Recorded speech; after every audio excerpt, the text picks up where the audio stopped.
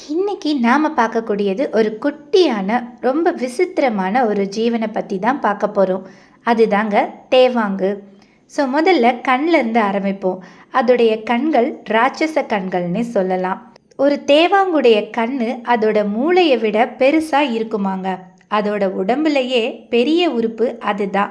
ஆனால் ஒரு சிக்கல், அந்த கண்களை அதால் நம்மளை மாதிரி சுழட்ட முடியாது. 360 டிகிரி ஹாட் ஸ்பின் அளவுக்கு கண்ணை சுழட்ட முடியாட்டி என்ன, இது ஆந்தைக்கே டஃப் கொடுக்குமா. தன்னோட தலையை கிட்டத்தட்ட 360 டிகிரி வரைக்கும் சுழட்ட முடியுமா. உடம்பையே திருப்பாமலேயே பின்னாடி யார் வராங்கன்னு ஈஸியாக பார்த்துடுன்னு சொல்கிறாங்க. இது 100% அசைவங்க. பார்த்தா சாது மாதிரி இருந்தாலும் பகல் முழுக்க நல்லா தூங்கி ரெஸ்ட் எடுத்துட்டு ராத்திரியானா போதும் வேட்டைக்கு கிளம்பிடும். அந்த பெரிய கண்கள் ராத்திரியில் பார்க்கறதுக்கு தாங்க.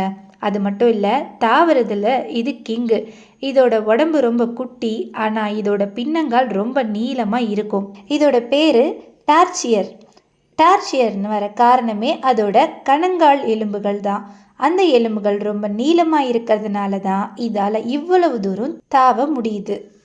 ஒரு சோகமான விஷயம் என்னென்னா, இந்த தேவாங்குகளை கூண்டில் அடைச்சி வச்சா அது அதுகளுக்கு சுத்தமாக பிடிக்காதாங்க.